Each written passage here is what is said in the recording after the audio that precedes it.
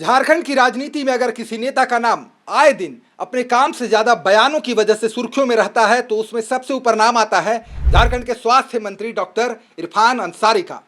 ताजा विवाद उस बयान को लेकर है जिसमें उन्होंने राज्यसभा चुनाव के दौरान निर्दलीय उम्मीदवार परिमल नाथवानी के समर्थन में एकजुट हुए बीजेपी विधायकों पर निशाना साधते हुए कह दिया कि बीजेपी की महिला विधायकों का चेहरा भी खूब चमक रहा था।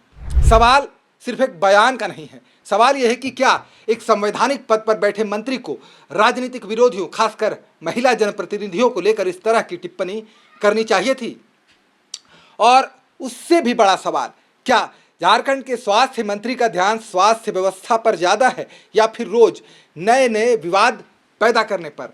राजनीति में कटाक्ष नया नहीं है, आरोप प्रत्यारोप भी लोकतंत्र का हिस्सा है, लेकिन जब भाषा का स्तर गिरने लगे, जब राजनीतिक आलोचना व्यक्तिगत टिप्पणियों में बदल जाए, तब बहस नेता के विचारों पर नहीं बल्कि उसकी मानसिकता पर होने लगती है।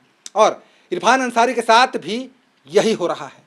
पिछले कुछ सालों में इरफान अंसारी के बयानों की लंबी सूची बन चुकी है। कभी बीजेपी नेताओं को लेकर तीखे और आपत्तिजनक शब्दों का इस्तेमाल, कभी विरोधियों के लिए कब्र खोद देंगे जैसी भाषा, कभी चुनावी प्रक्रिया में लगे अधिकारियों के खिलाफ लोगों को भड़काने जैसे आरोप, जिस पर चुनाव आयोग तक को रिपोर्ट मांगनी पड़ गई थी। यानी विवाद, सफाई और फिर नया विवाद, यह सिलसिला लगातार चलता रहा है। हाल ही में उन्होंने बीजेपी की महिला नेताओं को धूप में निकलने को लेकर एक टिप्पणी की थी जिस पर भी सियासी बवाल मचा, और अब महिला विधायकों के चेहरे चमकने वाली टिप्पणी ने एक बार फिर उन्हें विवादों के केंद्र में लाकर खड़ा कर दिया है। लेकिन सबसे गंभीर सवाल इससे भी आगे है। झारखंड का स्वास्थ्य विभाग पिछले कई सालों से कई चुनौतियों से जूझ रहा है। ग्रामीण अस्पतालों में डॉक्टरों की कमी है, कई जगहों पर बुनियादी स्वास्थ्य सुविधाओं को लेकर सवाल उठते रहे हैं। विपक्ष लगातार सरकार से जवाब मांगता रहा है। ऐसे में जनता ये उम्मीद करती है कि स्वास्थ्य मंत्री अपने विभाग की उपलब्धियों, योजनाओं और सुधारों को लेकर चर्चा में रहें, लेकिन चर्चा होती है उनके उटपटांग बयानों की, उनके कटाक्षों की, उनके राजनीतिक तंज की, और यही चिंता की बात है। एक मंत्री किसी दल का नेता नहीं होता, वह पूरे राज्य का प्रतिनिधि होता है। उसके शब्द सरकार की गरिमा से जुड़े होते हैं, उसकी भाषा लोकतांत्रिक संस्कृति का आईना होती है। जब मंत्री हल्की टिप्पणियां करते हैं तो इसका असर सिर्फ विपक्ष पर नहीं पड़ता बल्कि राजनीतिक संवाद के स्तर पर भी पड़ता है। लोकतंत्र में मतभेद जरूरी है, लेकिन मर्यादा भी उससे ज़्यादा जरूरी है। दुर्भाग्य से आज राजनीति में सुर्खियां बटोरने की होड़ इतनी बढ़ गई है कि कई नेता ये भूल जाते हैं कि उनके एक बयान से पूरा विमर्श भटक सकता है।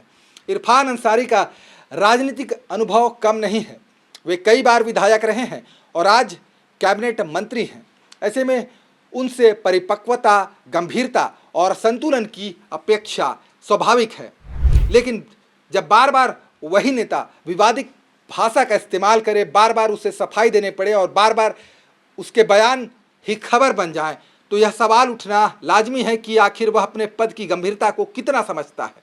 राजनीति में लोकप्रिय होने के कई रास्ते हैं। जनता के लिए काम करके, अस्पतालों की स्थिति सुधारकर, स्वास्थ्य सेवाओं को बेहतर बनाकर। लेकिन अगर लोकप्रियता का रास्ता केवल विवादों और सुर्खियों से होकर गुजरने लगे तो वह अल्पकालिक तालियां तो दिलवा सकता है, स्थायी सम्मान नहीं। झारखंड की जनता स्वास्थ्य मंत्री से चुटकुले नहीं, स्वास्थ्य व्यवस्था में सुधार चाहती है।